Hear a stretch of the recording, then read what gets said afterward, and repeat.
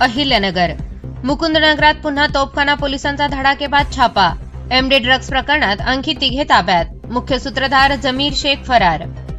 अहिल्यानगर शहरातील मुकुंदनगर परिसरात MD मेब्रॉन drugs प्रकरणी तोफखाना पोलिसांनी तपासाची व्याप्ती वाढवत मंगळवारी दिनांक 21 जुलै रोजी आणखी 3 ताब्यात घेतले आहे।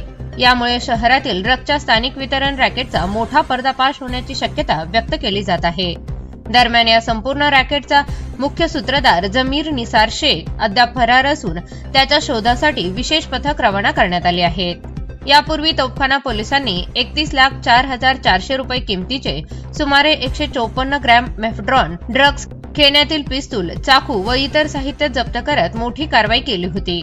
या प्रकरणात जिशान शौकत सय्यद, रिहान जावेद शेख आणि वसीम खलील बागवान यांना अटक करण्यात आली होती। न्यायालयाने या तिघांना 24 जुलैपर्यंत पोलीस कोठडी सुनावली आहे।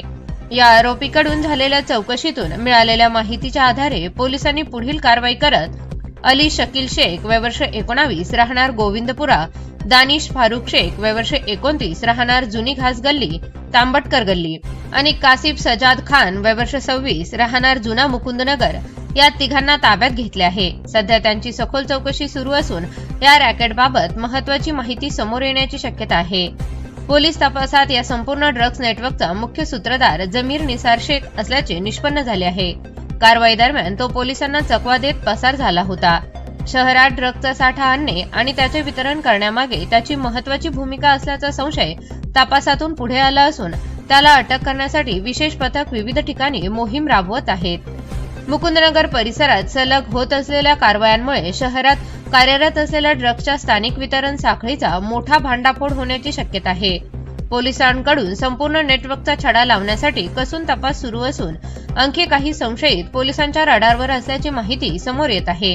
या धडक कारवाईमुळे अंमली पदार्थाच्या अवैध व्यापारात सहभागी असलेल्या घटकांमध्ये खळबळ उडाली असून तोफखाना पोलिसांचा तपास आता आणखी व्यापक होण्याची चिन्हे दिसत आहे। प्रतिनिधी ऐनुल शेख, ATV न्यूज, अहिल्यानगर।